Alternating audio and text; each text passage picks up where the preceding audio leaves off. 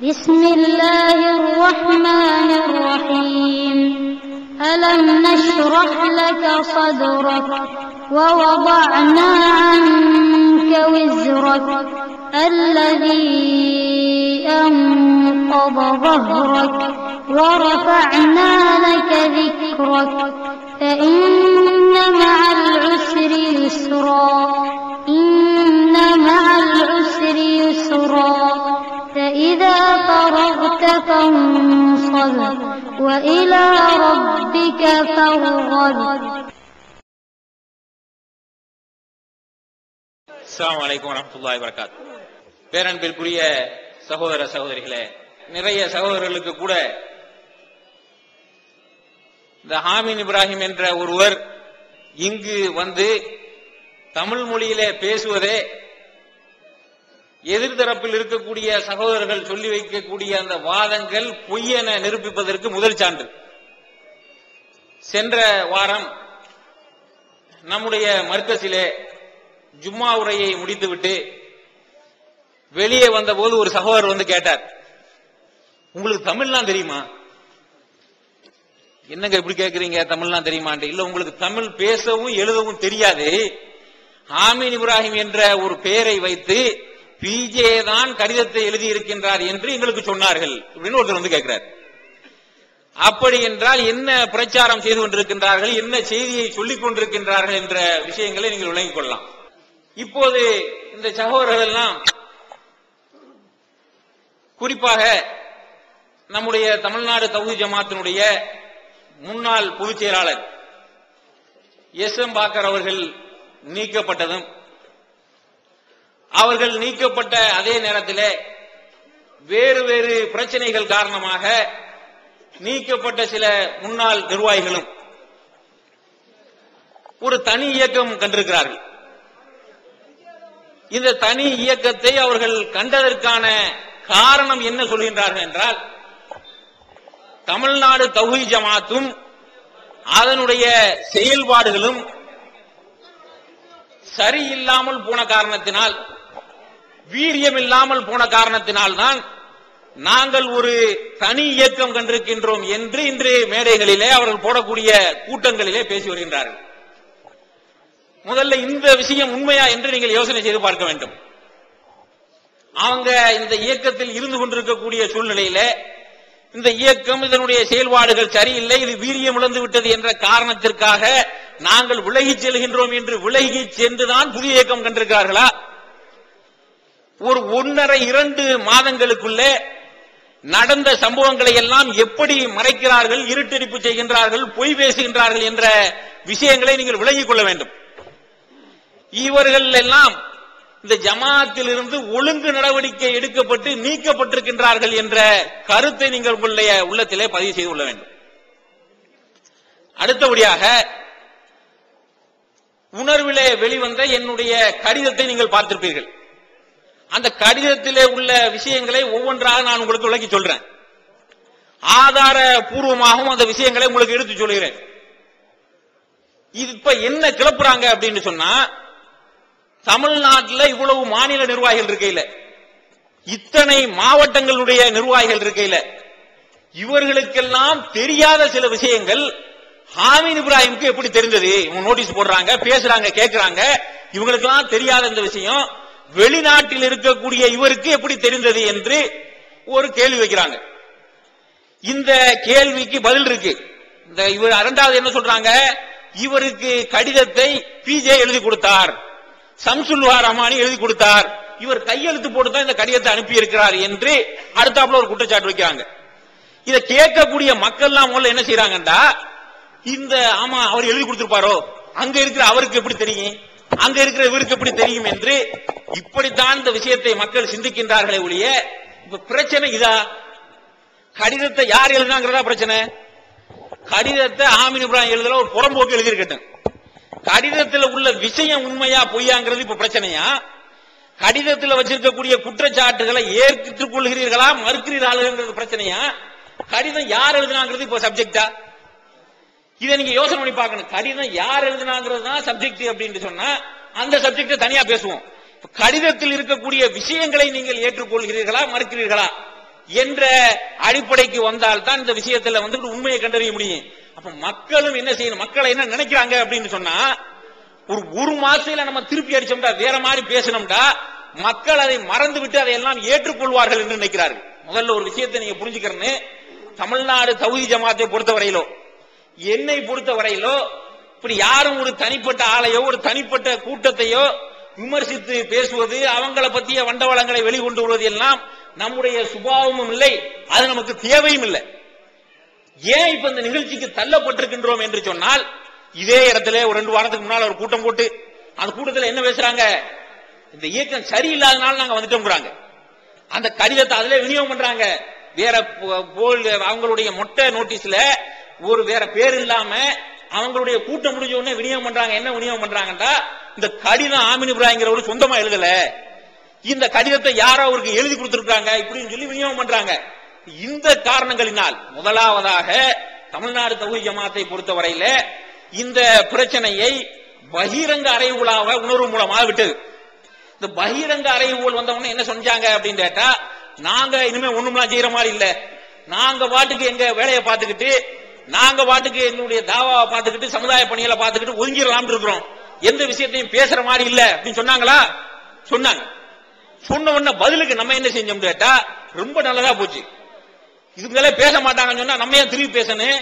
அப்ப உணர்வுல அறிவிப்பு செஞ்சாங்க, இந்த விஷயத்தை நம்மளும் இனிமே பேசுற மாதிரி இல்ல, அவங்க இருந்தாங்க, பிரச்சனை நடந்துச்சு, தனி இயக்கம் கண்டாங்க, தனியா செயல்படுறாங்க, இனிமே நம்ம இதை பேச வேண்டிய அவசியம் இல்ல, அதனால நாமும் பேச மாட்டோம் என்று அறிவிப்பு செய்த உடனே இத பலவீனம் நினைச்சுக்கிட்டாங்க.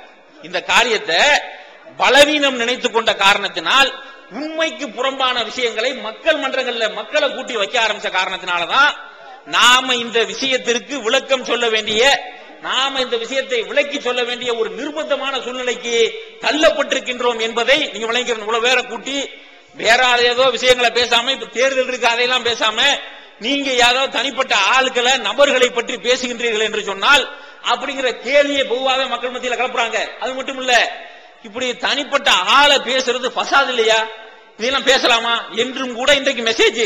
நீங்கள் எடுத்து வைத்த குற்றச்சாட்டுகளுக்கு பதில் சொல்வதற்கும் இனிமேல் இது தொடரக்கூடாது என்பதற்காக நாங்கள் வைத்த குற்றச்சாட்டுகள் எந்த அளவுக்கு உண்மை என்பதனை ஆதாரங்களோடு நிரூபிப்பதற்குமாக இந்த கூட்டம் ஏற்பாடு செய்யப்பட்டிருக்கிறது. தவிர்க்க முடியாத சூழ்நிலை என்ற கருத்தை மக்கள் எல்லாம் மனதில் பதிய வைத்துக் கொள்ள வேண்டும். இப்ப மேற்று என்னன்னு கேட்டா, வச்ச குற்றச்சாட்டுகள் எல்லாம் உண்மையா பொய்யா, இதுதாங்க இப்ப மேற்று. இந்த மேற்றுக்கு விடை கண்டுட்டோம் அப்படின்னு சொன்னா அந்த பிரச்சனை எல்லாம் தேவையில்லை, எல்லாமே முடிஞ்சோம். பொய் அப்படிங்கிறது வந்துருச்சு அப்படின்னு சொன்னா, நான் இந்த குற்றச்சாட்டுகளை வைத்த காரணத்தினால் இனிமே இந்த மாதிரியான எந்த நிகழ்ச்சியில, ஜமாத்தினுடைய எந்த பொது நிகழ்ச்சியிலையும் தாவா நிகழ்ச்சி உட்பட எதுலையுமே இனிமே கலந்து கொள்ள மாட்டேன், மொத்தமா பொது வாழ்க்கையில இருந்து விலகி விடுகிறேன் என்று சவால் விடுறேன். நீங்க அப்படி இந்த குற்றச்சாட்டுகள் எல்லாம் நிரூபிக்கப்பட்டு விட்டால், நிரூபிக்கப்பட்டு வேற விஷயம், நேர உட்கார்ந்து பேசல பட்டு விட்டால் இனிமேல் பொது வாழ்க்கையில் இருந்து எதிலையுமே தலையிட மாட்டேன் என்று உறுதிமொழி தர தயாரா. இப்ப இந்த மதுரையில விளக்கம் கொடுக்கிறோங்கிற பேர்ல ஒரு கூட்டம் கூடியிருக்காங்க. அந்த கூட்டத்திலே அழகான ஒரு தீர்வை அங்க இருக்கக்கூடிய சகோதரர்கள் முன்வைக்க, அவங்க கூட்டின கூட்டத்தில், நம்ம கூட்டத்தில் இல்ல, அவங்க கூட்டின கூட்டத்தில் அங்க இருக்கக்கூடிய அதனுடைய சீடிகளை பார்த்தா உங்களுக்கு தெரியும், சகோதரர்கள் அழகான தீர்வை முன்வைக்கிறாங்க. என்னன்னு கேட்டா, இக்பால் அண்ணே பிஜே தான் நிர்வாகத்தில் உள்ள மேட்டர்லாம் வெளியே விட்டாருன்னு சொல்றாங்க. இவர் என்ன சொல்றாரு, அத வேற சொல்றாரு, பிஜே என்ன சொல்றாரு, இவர் நிர்வாகத்தில் உள்ள மேட்டர்லாம் வெளியே விட்டதுக்கு என்கிட்ட ஆதாரம் இருக்கு, இதை நான் தௌஹீத் ஜமாத் உறுப்பினரா நான் சொல்லல, தௌஹீத் ஜமாத்துல உள்ள ஆதாரமா வெளியிட்டாரு. இப்ப இவர் உறுப்பினர் பதவியில நீக்கிட்டாங்க. அதனால தமிழ்நாடு தௌஹீத் ஜமாத்துல இருந்து கூப்பிடுற விவாதங்களுக்கு இவர் போகணுன்ற கட்டாயம் கிடையாது. ஆனா இப்ப வந்திருக்க இடம் என்னது, மக்கள் மன்றம். இதே மாதிரி ஒரு மகாலை பிடிப்போம், இதே யார் இக்பால் அண்ணே வரட்டும், பிஜே விட்டையும் டேட் வாங்கி அவரையும் பிடிப்போம். இது தமிழ்நாடு தௌஹீத் ஜமாத் நடத்துற விவாதமா இருக்காது. பிஜே இந்த பக்கத்து இக்பால், இவர் என்ன சொல்றாரோ அதுக்கு இவர் சொல்லட்டும், அவர் என்ன சொல்றாரோ அதுக்கு அவர் சொல்லட்டும். எப்படி பிரிவாதம் பண்ணமோ, எப்படி களியக்காத பண்ணமோ, அது மாதிரி சம அளவுல உறுப்பினர்களை வச்சு தீர்ப்பு யார்கிட்ட விட்டுறணும், மக்கள்கிட்ட விட்டுறணும். அந்த வேலை தான் இப்ப பாக்குறாங்க. அவர் சொல்றாங்க, விளக்கம் சொல்றாங்க, தீர்ப்பு கொடுக்க யாரு நம்ம. இதே வேகத்துல சிப்லி என்றவர் இந்த மாதிரி நிர்வாக குழப்பத்தில் உள்ள குழப்பத்தினாலதான் வெளியே வந்தேன்னு சொல்றாரு. அவங்க என்ன சொல்றாங்க, மலர்னு ஒண்ணு போட்டாங்க, அமௌண்ட் வந்துச்சு, மலர் பிரிண்ட் வந்ததுக்கு மட்டும் கொடுத்துட்டு மீதி அமௌண்ட் ஸ்டே போட்டாருன்னு சொல்லி கம்ப்ளைண்ட் வைக்கிறாங்க. இவரும் வரட்டும், அதே மேடைக்கு வரட்டும், அவரும் அதே மேடைக்கு வரட்டும். இவர் உறுப்பினர் இல்லைன்னு சொல்லி தட்டி கழிக்கலாம் கூடாது. ஏன்? மக்கள் மன்றம். நீங்க எப்படி இங்க வந்து பேசுறீங்களோ அதே மாதிரி பிஜே வந்து இங்க பேசட்டும், ஏதரப்புல நீங்க வந்து பேசுங்க. தேவையான ப்ரொடெக்ஷன் யாரு கொடுப்பா? தௌஹீத் ஜமாத் உறுப்பினர் கொடுப்பாங்க, உங்களை சார்ந்த உறுப்பினர் கொடுப்பாங்க, மாற்றுவனோட உறுப்பினர் கொடுப்பாங்க. இதே விஷயம் தான் ஹாமித் சொல்றாரு. என்ன சொல்றாரு?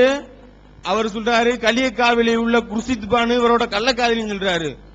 நைட்டு பூரா போன் பட்டி பேசுவாரு, தொப்புள்ள பம்பரம் விட்டு அளவுக்கு பேசுறாருன்னு சொல்லி கம்ப்ளைண்ட் பண்றாரு. நான் சொல்லல, நான் உங்க மேல குற்றம் வைக்கல. அவர் சொல்றாரு கன்னியாகுமரியில உள்ள ஹபீபான்ற பொண்ணுக்கு நகை வாங்கி கொடுத்தாருன்னு சொல்லி அவர் சொல்றாரு. சைலாபான்ற பொண்ணுக்கு வந்து நீங்க இந்த மாதிரி தவறானீங்கன்னு சொல்லி அவர் சொல்றாரு. இப்படி கம்ப்ளைண்ட் அவர் சொல்றாரு. ஹாமித் இப்ராஹிம் அதான் சொல்றேன், ஹாமித் இப்ராஹிம் அவர் வந்து போன்ல சொல்றாரு, நான் சொல்றேன் இல்லப்பா, நான் வர்றேன், இந்த மதுரைக்கு வரேன், இந்த மதுரையில வச்சுக்கிருவோம். அவர் தமிழ்நாட்டுக்கு வரேன்றாரு. மதுரையில வச்சு இந்த இக்பால் அவர்களுக்கும் சிப்லி அவர்கள் ஒரு தரப்பிலும் பிஜே அவர்கள் ஒரு தரப்பிலும் இருக்கிற மீட்டிங்கிலேயே அவர் வரட்டும், அவரும் சொல்லட்டும் அவருடைய தரப்பு நியாயங்களை அவர் நேரடியா நிரூபிக்கின்றார். எந்த விதத்துல தௌஹீத் ஜமாத் உறுப்பினரா இல்ல, இதே மாதிரி மக்கள் மன்றத்தில் வச்சு மக்கள் மன்றத்தில் அவர் ஒரு பக்கத்து அவர் நியாயம் சொல்லட்டும், பாக்குறேன்னே ஒரு நியாயத்தை சொல்லட்டும், ரெண்டு பேர்த்தையும் சமதூரத்தில் வச்சு பார்ப்போம். நீங்க பாட்டுக்கு ஒரு விளக்கம் கொடுத்துட்டு போவீங்க, அவங்க பாட்டுக்கு ஒரு விளக்கம் கொடுத்துட்டு போவாங்க. அவங்க சொல்லும் போது பாதி பேர் மண்டையாட்டுவாங்க, நீங்க சொல்லும் பாதி மண்டையாட்டுவாங்க. அவர் சொல்றாரு நான் வந்து மக்கள் மன்றத்தில் நான் வந்து நிரூபிக்கிறேன்ப்பா, நீ வந்து நிரூபி. தௌஹீதுடைய சகோதர கொள்கை அதுதானே, எல்லாத்தையும் விவாதத்துக்கு தானே கூப்பிடுறோம். என்ன சொல்லி கூப்பிடுறோம்? வாங்கப்பா மக்கள் மன்றத்தில் நிரூபிக்கிறோம்ப்பா, வந்து உட்காரு, மக்கள் திருப்பி கேட்டுட்டு மக்கள் வரட்டும். கேட்டு போயிறாங்க. இந்த வேலையை செய்யணும், நம்ம விட்டு அதை விட்டு நீ எல்லாத்தையும் எல்லாத்தையும் இது பண்ணு.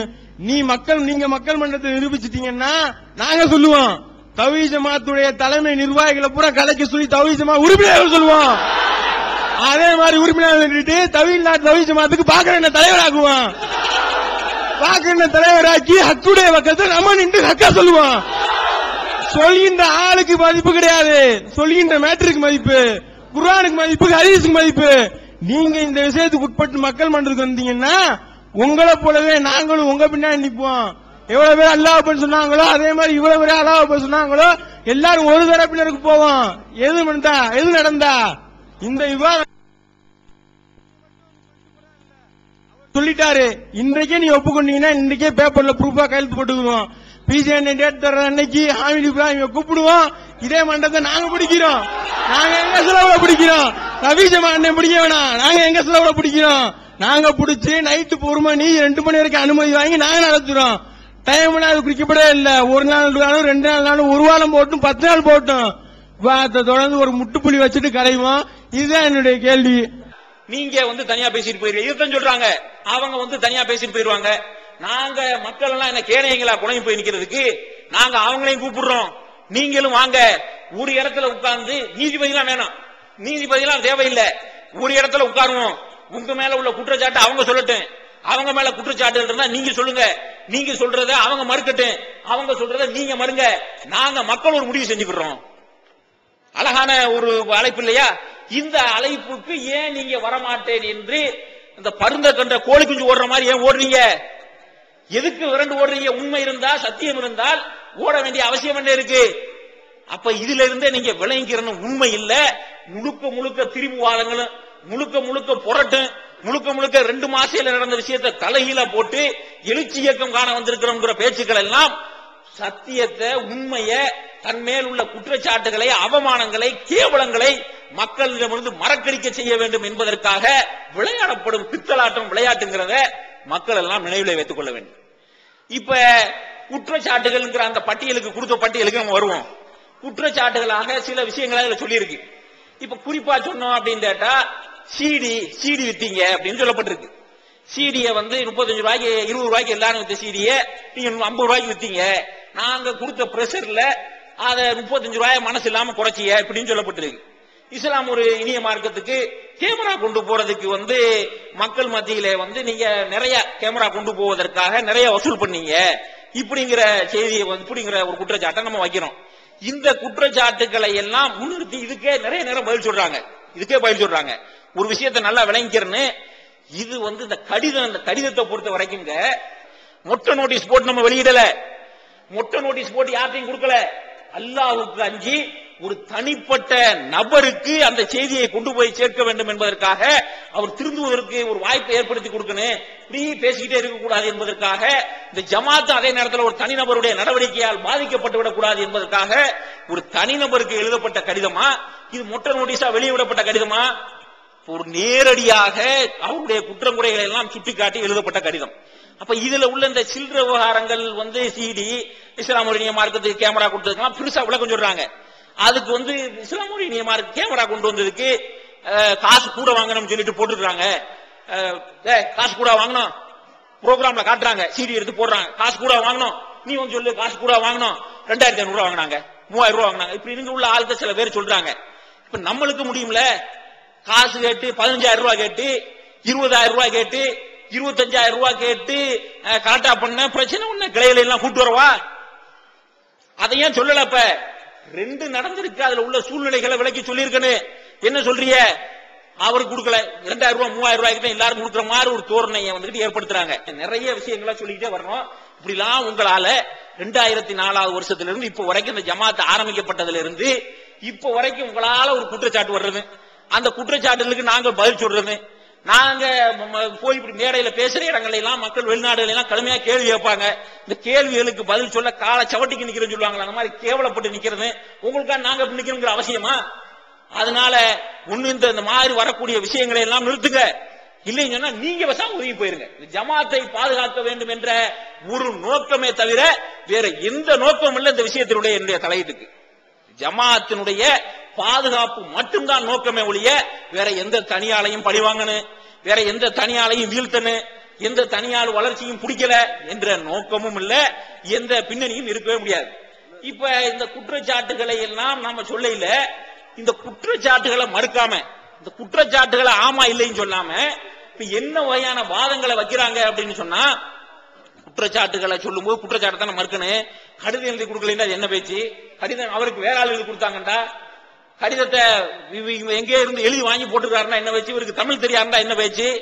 இது இல்ல பேச்சு. குற்றச்சாட்டை நேருக்கு நேராக மறுக்க வேண்டும். நீங்க குற்றச்சாட்டுகளை மறுக்க தயாரா?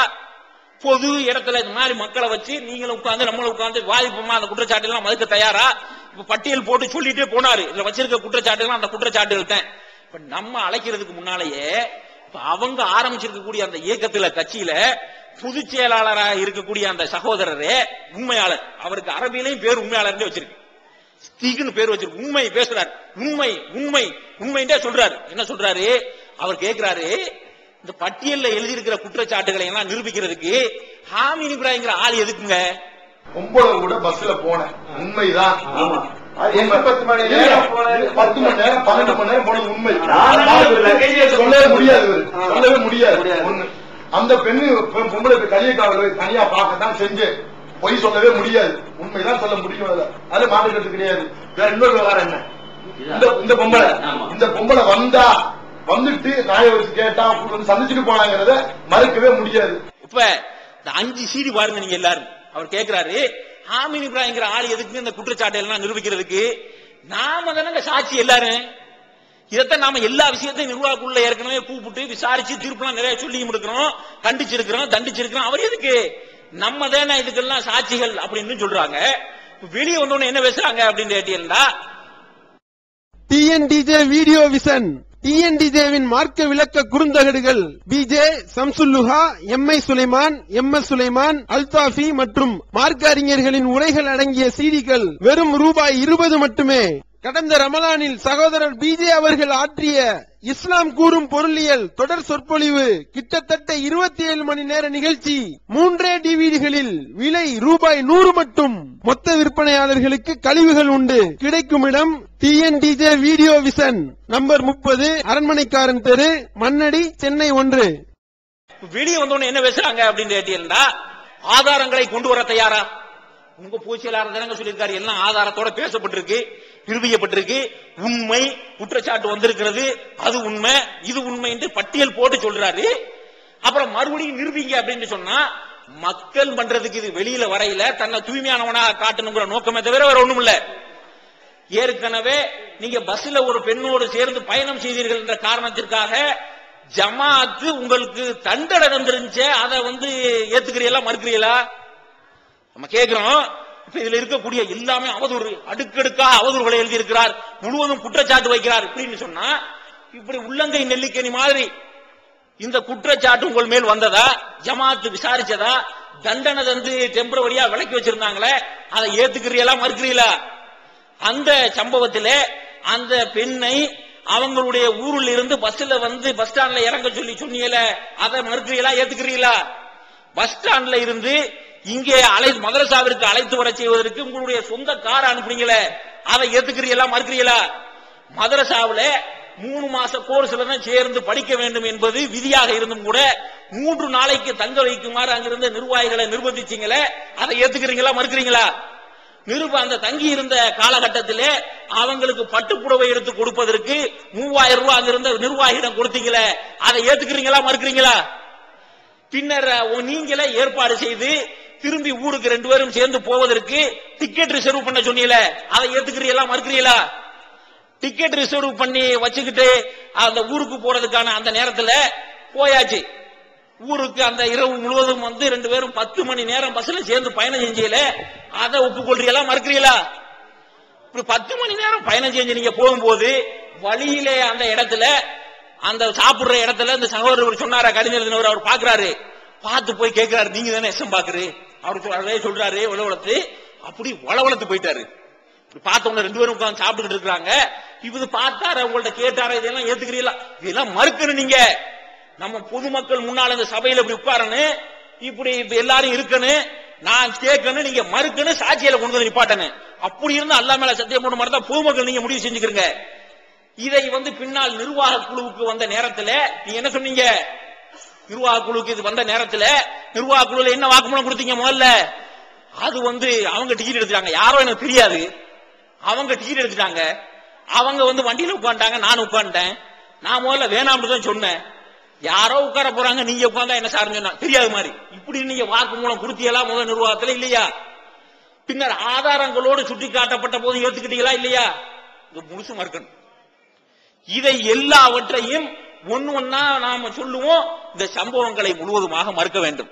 அதே மாதிரி இப்ப சொன்னாரு கலியக்காவிலையில இதன் முக்கியமான குற்றச்சாட்டுகள் என்னவோ அந்த குற்றச்சாட்டுகளை நான் உங்களுக்கு சொல்றேன். இதெல்லாம் கேட்கிறாங்கல்ல, அவர் வர முடியுமா, ஆதாரம் இருக்கிறதா, நிரூபிக்க முடியுமா, 4 சாட்சி கொண்டு வர முடியுமா அப்படின்லாம் எஸ்எம்எஸ் போடுறாங்க, இப்ப அனுப்பிக்கிட்டு இருக்காங்க. அந்த விஷயத்துக்கு நான் பின்னால வர்றேன். இப்ப இந்த விஷயத்தை சொல்றேன். கலியக்காவிலைக்கு போனீங்கல, கலியக்காவிலையில எந்த நேரத்தில் ஏன் எல்லா மாநில நிர்வாகிகளும் போன்று முடிவெடுத்தாங்க? அது ஒரு ரொம்ப பதட்டமான சூழ்நிலை தானே. அந்த நேரத்தில் அடிதடி சண்டை எல்லாம் வந்துடக்கூடிய வாய்ப்பு இருக்கிறதுனால தானே எல்லா நிர்வாகிகளும் கட்டாயம் கலந்து கொண்டே ஆக வேண்டும் என்று ஒரு முடிவெடுத்தாங்க. இந்த நிலையில நீங்க போனீங்கல, போயிட்டு குளிக்க போறோங்கிறதே ஒரு பொறுப்பற்ற வேலையா தெரியல. ஜமாத் ஒழுங்கான ஜமாத்து அப்படிங்கிற நிலையில அதுக்காக உங்க மேல நடவடிக்கை எடுத்திருக்க வேணாமா? போனீங்க, குளிக்க போனீங்களா? அதுக்கப்புறம் எங்க போனீர்கள் என்பதை நீங்களே சொல்றீங்க. தாஞ்சி சீரி பாருங்க, எங்க போனோம் அப்படிங்கிற மேட்டர அவங்களே சொல்றாங்க. என்ன இப்ப இதுக்கு முன்னால் அந்த குறிப்பிட்ட அந்த சகோதரியோடு அந்த வீட்டுல உங்களுக்கு தொடர்ச்சியாக டெலிபோன் தொடர்பு இருந்ததை நீங்க மறுக்க முடியுமா? மறுக்க ஆதாரத்தோடு நம்ம நிரூபிக்க. அதாவது ஒரு விசாரிக்க, நலம் விசாரிக்க அப்படின்னு சொல்லி அதை மட்டும் இல்ல, அந்த தொலைபேசியில நீங்கள் என்னவெல்லாம் பேசினீர்கள் என்பதையும் ஆதாரத்தோடு நிரூபிக்க போறோம்.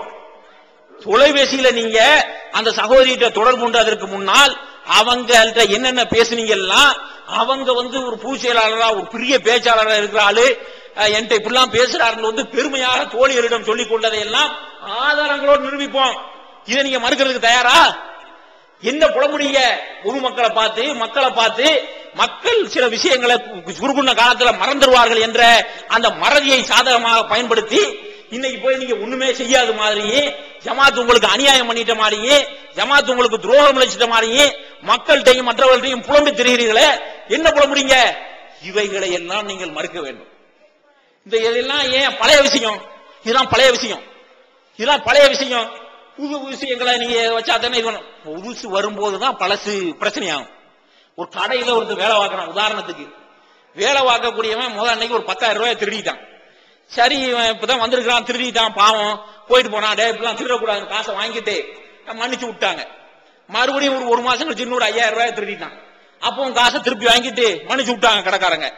இன்னொரு 10 நாள் கழிச்சு ஒரு 50 ரூபாய் திருடிட்டான். அதோட நீ போன் பொட்டியை கிட்ட அனுப்பிட்டாங்க. 5000 ரூபாய் திருடியில அனுப்பல, 50 ரூபாய் திருடியில அனுப்பல, என்னங்க நியாயம் கேட்டா இது என்ன? இப்ப பழைய விஷயம் யோசிச்சு பார்க்கணுங்க. பழைய விஷயங்களை எல்லாம் இப்ப கிளறியல அப்படின்னு கேட்டா, புதுசா வரும்போது பழசையும் தான் எடுப்போம். புதுசா ஒருத்தன் திருடிட்டு போனான்டா அவனுக்கு ஒரு தண்டனை, அவனே 15 தடவை திருடிட்டு போனான்டா அவனுக்கு ஒரு தண்டனை. இந்த நீதிமன்றங்கள்ல சட்டம் இருக்கா இல்லையா? அப்ப பழசு எப்ப வரும்? புதுசு வந்தா வரும். புதுசு வந்துச்சா இல்லையா? அதை இப்ப மறுக்க போறீங்களா, ஏத்துக்கிற போறீங்களா? அதையும் நாம ஆதாரத்தோட நிரூபிக்க ரெடியா இருக்கிறோம். உங்களிடம் நீங்களே ஸ்பான்சர் பண்ணி ஒரு சகோதரி அது சம்பந்தமான ஆதாரங்கள் நம்மகிட்ட எல்லாம் தெளிவா எழுத்துப்பூர்வமான ஆதாரங்கள், இன்னும் பேச்சு பூர்வமான ரெக்கார்டிங் ஆதாரங்கள், இவைகளை எல்லாம் வைத்துக் கொண்டு தான் பேசுவோம். நீங்க வாங்க சபையில உட்காருங்க. இந்த மாதிரி நீங்க வேண்டாலும் கூட்டுவோம். பொதுக்கூட்டம், இது பொதுக்குழு சொன்னீங்கல்ல, அதை விட நிறைய இருக்காங்க மக்கள்.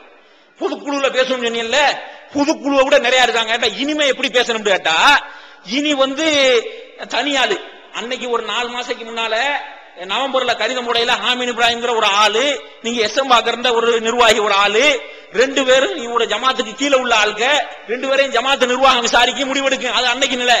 இன்னைக்கு நிலை நீங்க ஒரு இயக்கம், நாங்க ஒரு இயக்கம். 2 இயக்கமும் பொதுவான முறையில ஒப்பந்தம் எல்லாம் செஞ்சுக்கிட்டு 2 இயக்கமும் சரியான எல்லாம் பண்ணி நீங்க கேட்கிற மாதிரி நான் கடிதத்தில் எழுதியிருக்கிறேன். லைவ்லையும் டிஸ்கஸ் பண்ண தயார். தொலைக்காட்சி லைவ்லையும் இந்த பொதுக்குழுவை கூட்டுங்க, அங்க வருவோம், பொதுக்குழுவை தான் நாங்க கூட்ட சொன்னோமே, பொதுக்குழுவை கூட்டுங்க, இப்படிங்கறதெல்லாம் படம் காட்டுற வேலை. இன்னும் சொல்றேன், அந்த வேலையெல்லாம் ஒரு விஷயம் ஒரு மனிதன் மேல அவன் செய்யாத குற்றத்திற்காக அவங்க மேல அவதூறு சுமத்தப்பட்டுருச்சு, அது பேசப்பட்டு விட்டது என்று சொன்னால் அவன் அதை நிரூபிக்காம வேற வேலை செய்யவே மாட்டாங்க. அதை நிரூபிக்காமல் வேற எதுக்குமே அவனுக்கு ஓடாதுங்க, செயலிழந்து போயிருவான். சாதாரணமான விஷயம் செய்தவன் என்ன செய்வான், அது நடக்காத மாதிரி மற்ற வேலைகளில் ஈடுபடுவான். யாரு செய்கிறார்? இந்த விஷயத்தையும் நீங்கள் மனசுல வச்சுக்கணும். பழைய விஷயம், நீங்க அலுவலகத்துக்கு வந்திருந்த அந்த பெண்ணை, அந்த பெண்ணிடத்திலே தவறாக நடக்க முயற்சி செய்தீர்கள் என்று சொல்லி அவங்களே பாலாவை கூப்பிடுறாங்க. உங்களை பாலா எழுதி கொடுக்குறாங்க கடிதத்தில்.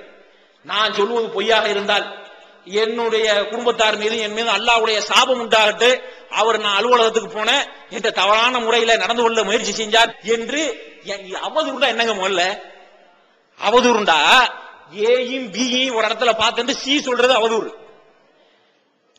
ஏ என்னிடம் இப்படி நடந்து கொண்டார் என்று பி சொல்லுவது எப்படி அவதூறு? குற்றச்சாட்டு இல்லையா?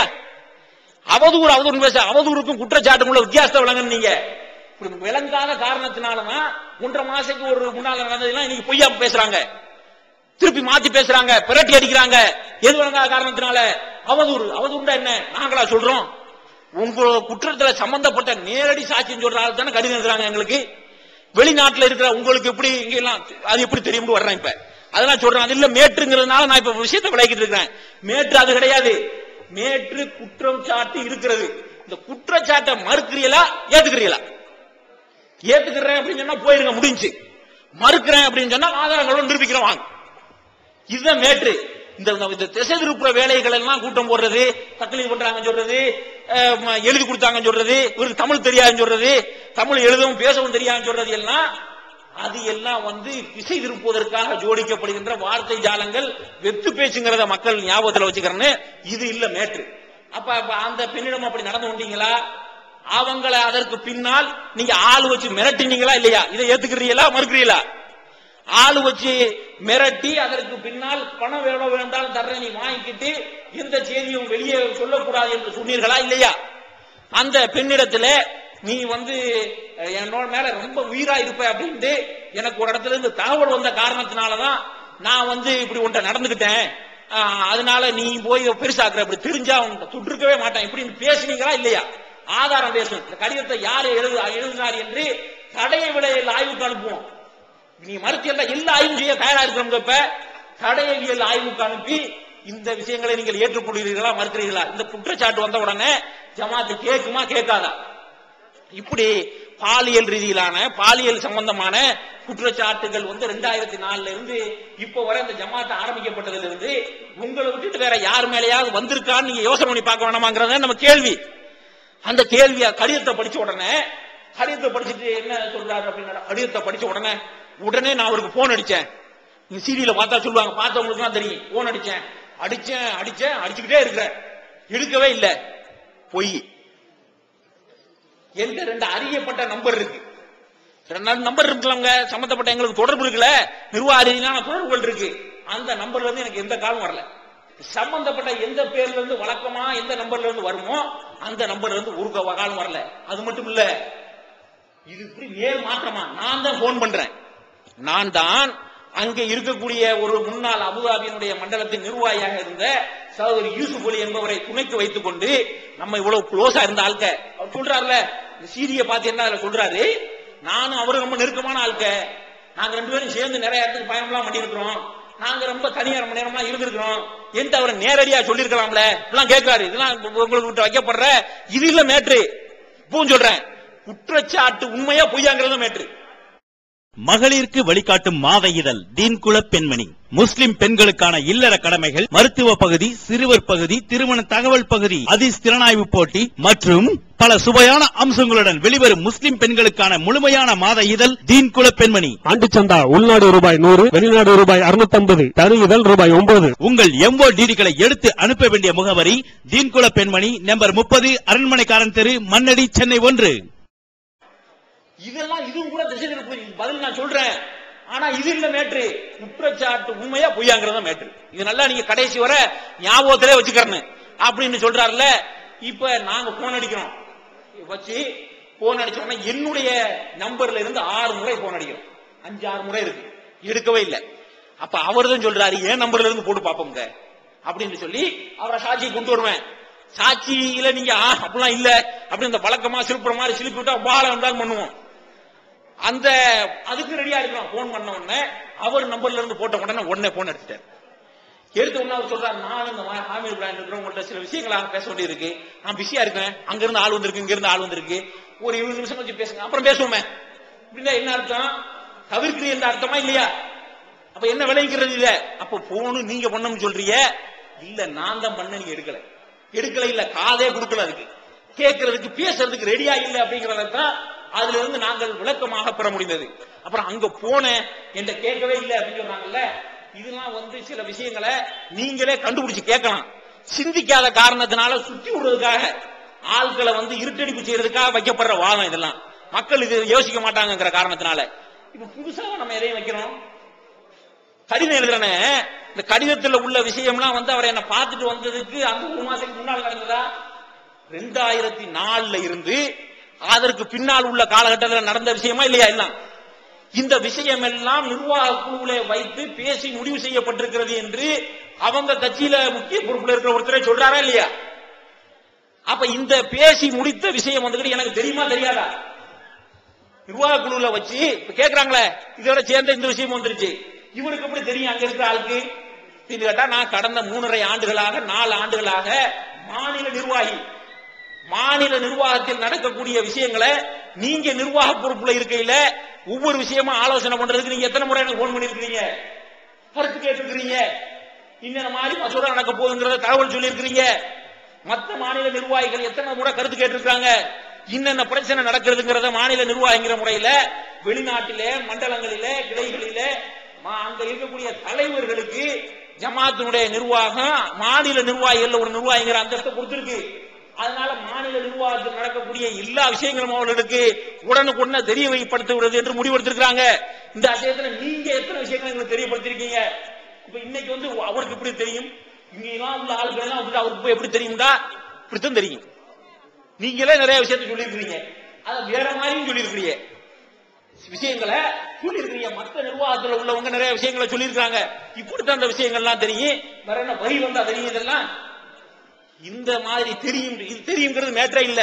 தெரியுங்கிறது எப்படி தெரியுங்கிறத நீங்க விளங்கிட்டே இருந்தாலே குற்றச்சாட்டு உண்மையா பொய்யாங்கிறத மேட்டர்.